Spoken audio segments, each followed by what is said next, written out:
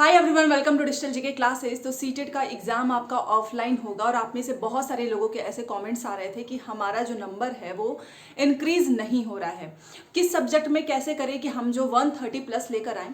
तो ये वीडियो जो है पूरा इसी पे डिपेंड है कि आप ऑफलाइन एग्जाम को कैसे बहुत आसानी तरीके से क्रैक कर सकते हो और आपका जो भी गोल हो, 130 हो, 120 हो, जो भी आपने सोचा होगा, आप उसको बहुत ही आसानी से अचीव कर लोगे। क्योंकि कई बार क्या होता है ना कि हम पढ़ते तो हैं डेली, बट हमें समझ में नहीं आता है कि कहाँ से कितना पढ़ें कि हमारा नंबर जो है ज़्यादा है। जैसे कि कोई टॉपिक हो गया, फॉर एग्जाम्पल आपको यही नहीं पता होता कि किस टॉपिक से कितने क्वेश्चन पूछे जाएंगे, बट ये चीज़ तो सीटेट ने अपने सिलेबस में बता ही दिया है। जो बुलेटिन इन्फॉर्मेशन है वहाँ पर एक एक चीज़ उन्होंने बताया है कि कितने नंबर का होगा। तो मैं आपसे एक चीज़ बोलूँगी कि अगर आपने अभी तक सिलेबस नहीं देखा है हर एक सब्जेक्ट का, तो प्लीज़ ज़रूर देखें। आपको मेरे टेलीग्राम के फाइल वाले सेक्शन में पूरा सिलेबस मिल जाएगा बुलेटिन इन्फॉर्मेशन के नाम से। तो चलिए वीडियो स्टार्ट करते हैं। चैनल को सब्सक्राइब करके प्लीज़ वीडियो को लाइक कर दीजिए अगर आप पहली बार आए हैं तो देखिए, एक काम आपको करना है और वो ये है कि अगर आप ऑफलाइन एग्जाम देने जा रहे हैं तो अपने माइंड में एक चीज़ हमेशा याद रखना कि आपको पेपर जो है कम से कम 20 मिनट पहले करना है। जी हाँ, क्योंकि कई बार होता है कि जल्दीबाजी में कुछ क्वेश्चंस हम छोड़ देते हैं या फिर लास्ट के लिए कुछ क्वेश्चंस बचा के रखते हैं, तो उसको एनालिसिस करने के लिए। क्योंकि जब हम पेपर करते हैं ना तो उस टाइम पर हमको किसी भी क्वेश्चन का सही आंसर नहीं आता है।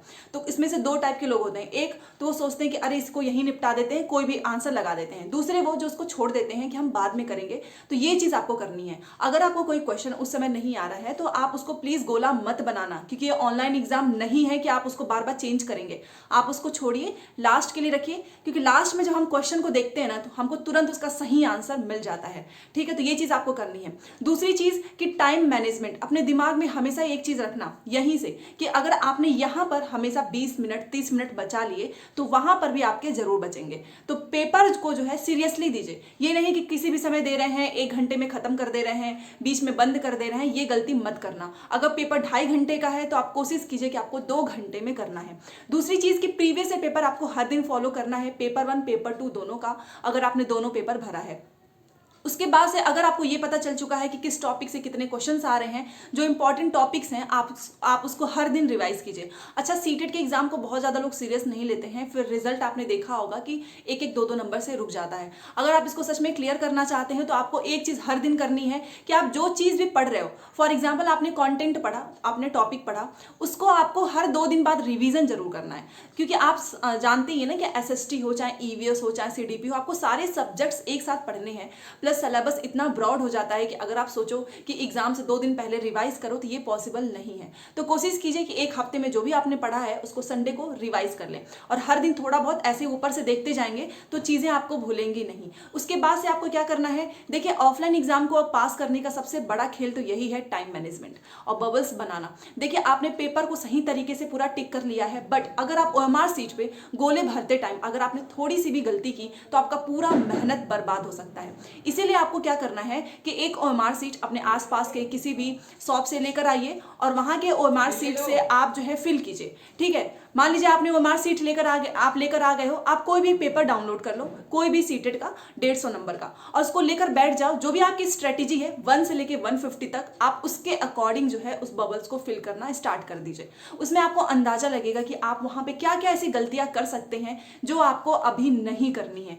ठीक है, मान लीजिए कि आपने अभी बहुत सारी गलतियां की तो आपको धीरे धीरे पता तो चल जाएगा ना कि अच्छा ये गलती हो सकती है, तो आप एग्जाम में अलर्ट हो जाएंगे, आप वो चीज़ नहीं करोगे। ठीक है, देखिए एग्जाम को पास करना बहुत आसान होता है, आप भी जानते हैं, बट कई बार क्या होता है कि हमारी जो स्ट्रेटेजी होती है कि हमें किस तरीके से पेपर को सॉल्व करना है ये हमें नहीं पता होता है। दूसरी चीज़ पैसेज। अच्छा, एक चीज़ हमेशा मैं बोलूँगी कि कभी भी आप हिंदी, इंग्लिश, संस्कृत जो भी आप पैसेज करते हैं उसको लास्ट के लिए मत रखना, क्योंकि एग्जाम में क्या हो जाता है ना कि हम पैसेज को बहुत ही जो है फॉर ग्रांटेड लेने लगते हैं और हम सोचते हैं कि पहले मैथ्स कर ले, CDP कर ले, पैसेज लास्ट में छोड़ दें। अगर आपने पैसेज लास्ट में छोड़ा तो टाइम जैसे जैसे जाएगा आपकी पैसेज पढ़ने की स्पीड भी बढ़ेगी, आप क्वेश्चन सही नहीं कर पाओगे और वो 15-15 नंबर, टोटल 30 नंबर जो कि फ्री के होते हैं वो आपके हाथ से चला जाएगा। तो आप कोशिश कीजिए कि एक तो आप सीरियल वाइज करिए, या फिर जब भी करो तो आप ये मत सोचो कि हम पैसेज को लास्ट में करेंगे, पैसेज को बीच में करिए, क्योंकि वहां पे सही होने के चांसेस ज़्यादा है ना। मान लीजिए आपको मैथ्स बिल्कुल भी नहीं आ रही है तो आप अगर वहां पहले ही टाइम दे दोगे और पैसेज तो नकल करने वाला है तो आपका समय खुद निकल जाएगा, बर्बाद हो जाएगा। तो कोशिश करो कि पैसेज को बीच में करो। ठीक है, क्योंकि यहाँ से 30 नंबर अगर आपने बचा लिए, 15 हिंदी से, 15 इंग्लिश से, तो आप सोचिए ना कि आपका नंबर इंक्रीज होने के चांसेस ज़्यादा हैं।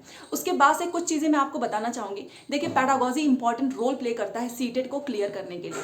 तो अगर आप चाहें, अगर आप ये सोचो कि कोई टीचर आपको बता दे पेडागोजी या फिर कहीं बुक्स में, ऐसा नहीं हो सकता है, क्योंकि पेडागोजी जो है ना, सीटेट हर बार उसके लेवल को चेंज कर देता है। हर बार जो उसका स्तर होता है, मतलब कि किस तरीके से क्वेश्चन घुमा के, इस बार क्या हुआ कि क्वेश्चन तो आसान था बट ऑप्शंस घुमा देने वाले थे, चारों ऑप्शंस एकदम क्लोज थे।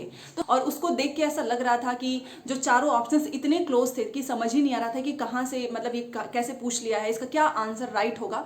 तो ये सारे कंफ्यूजन आपके दूर हो जाएंगे अगर आपने सीटेट का जितना भी पेपर हुआ है अभी तक, उसके हर एक सेक्शन का अगर आपने पेडागोजी बहुत अच्छे से की है।